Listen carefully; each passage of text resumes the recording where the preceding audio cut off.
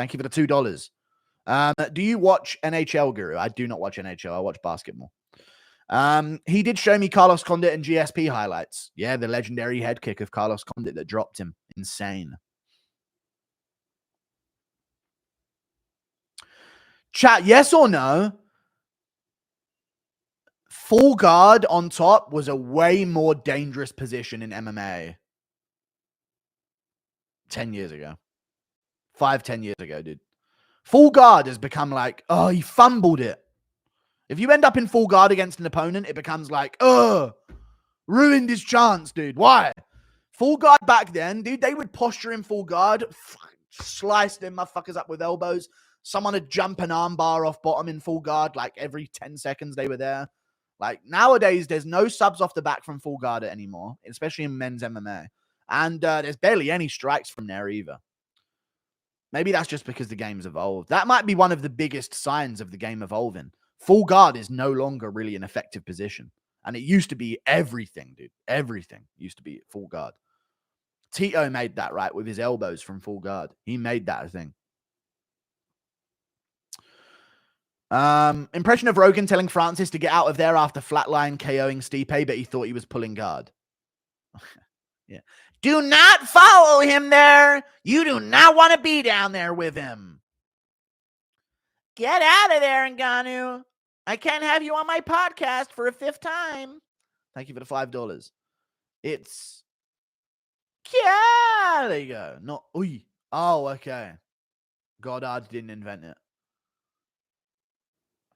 How fake of a sport and boring is soccer? Soccer's dull as fuck. You know, it's not about... You know, you can watch highlights of soccer and it'd be really, really good. But going to the games, I could go to a UFC event and yes or no, chat, you're going to be entertained. Right? No matter what. If you go to a UFC event, there's a very low likelihood you'll not be entertained for the night. You'll have a couple fights where you're like, wow, that was a good one. What a buzz. And then maybe the next one's boring and you talk through it and have a chat. And then another really good one comes on or something like that, you know? Whereas in football or soccer, dude, I used to go to games as a kid with my parents and my brother, and my cousins and my family friends. And I would sit there in my outfit in the rain. It'd be like 0-0 after an hour and 45 minutes of playing. 0-0. No goals. 1-1. Like it just being, and the one was a penalty or some shit. Like it's just, it's lame as fuck. It really is lame as fuck. 0 means 0. Does Aljo really have a chance versus Cater in the boxing? No, but is Cater with a destroyed leg coming off of a surgery going to be able to defend the takedowns of Aljo? That's the question, right? And I don't know. I genuinely don't know. So I guess we'll see. Aljo has underrated low kicks too. He does. Ish. Not really, though. But they're all right. On the back foot, they're all right. They are all right. He does have good low kicks, to be fair. And that's something that Cater does not do well against at all. Jabli crashing into Baltimore Bridge impression. Yeah, he was shredding Munoz. He was. He destroyed Munoz. That's actually probably the most impressive Pedro Munoz performance we've seen. Dude, he arguably beat Brendan Allen. He's very good. And his only loss other than that recently is Cody Brundage, where he got disqualified for back of the headshots after he's beaten the piss out of him. How do you feel about USMAN versus Strickland for 302? I like it, dude. The rematch, why not? Number 2, why not run it back? USMAN versus Sean 2 rumored. There you go. I like it, dude. June, International Fight Week, make it happen. Don't know why Usman's getting infinite title elimination bout positions. But again, Usman and Adesanya, dude, they get whatever the fuck they want, it seems. But there you go. He's literally lost his last 3 fights, and they're now going to give him number 2 in the world at middleweight. That's interesting. Remember when you were screaming about... but I played the first one. Yeah, I played more of Undead Nightmare. Not sure if you already saw, but thoughts on Strickland Usman for the 302 co-main event leak? That's nice, dude. It's a nice fight. I like it. Thank you for the $5. Sounds good. Good fight for both. Yeah, it kind of fixes the problem that they're having. And I assume that means if that is a real leak, that it kind of means that Paulo Costa's fighting Jared Cannonier. So, yeah. Thank you for the $8 Australian. Australia solos the UK if we're talking per capita. When are we going to see you grace Moik and Burns' new pod? They need the boost only at 1K views at the moment. I mean, I don't want to give them a boost by going on the show straight away. I'd rather give them a boost by just sort of telling you guys about the show, but I haven't even found the fucking show yet. You guys won't tell me it. Thank you for the £2. Did you see the buggy choke on Cage Warriors? I did. Or they might enjoy it. Thank you for the $5. Kids should do karate, then wrestle, then throw in BJJ and kickboxing. Yes, they should. Karate early, not boxing early. I agree. Distance management, no concussions. That's their early range management, footwork management, defensive. Here's the thing, chat. Oh my God. Anyone who's ever done Taekwondo, I'm going to settle the debate. It is gay. Want to know why? They taught me Garbrandt striking defense when I was a kid.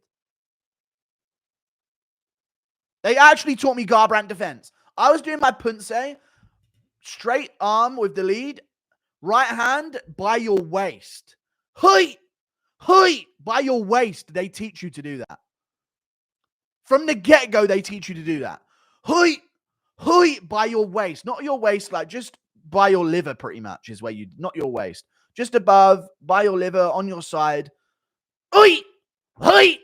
Hui! They teach you to do that shit with your hand by your waist. Any martial art that teaches you that from the get-go is not a martial art. They need to adjust. They need to adjust. It's not even hui either. The more normal noise you'll hear is hey, hey, hey, hey. That's what you hear in a Taekwondo gym. That's why. That's the Asian kid that beat the shit out of me at most tournaments. Like multiple times I ran into this dude in a tournament and he beat the shit out of me. He would make those noises. Hey! Hey! As he was kicking the shit out of me. Blah, blah. $5. Wildberry. I'm taking a trip to the UK in a week. What's the best area to visit if I like BBWs?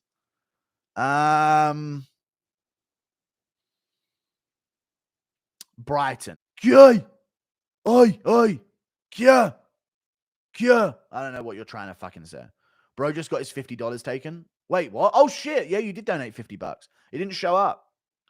I think it's because it showed up at the top. My bad. Thank you for the $50. Wait. There you go. Thank you for the $50, Guilano Argente. Sonny Liston was a 6 foot with an 84-inch reach. I'm 6'2.5" with an 84-inch reach. You doing? Oh, no, you're measuring for fucking Taekwondo MMA, you fucking retard. Boxers measure knuckle to knuckle. He had an 84-inch reach knuckle to knuckle, so he probably had like an 88 or an 87. But no, I don't even think that's true. I don't know what you're trying to argue about right now. Okay, we believe you have a long reach. Not always an advantage. In fact, more often than not, a disadvantage. And I'm saying Taekwondo is trash against Muay Thai. Just beats boxing, not trying to start a keyboard war. Well, I appreciate the $50.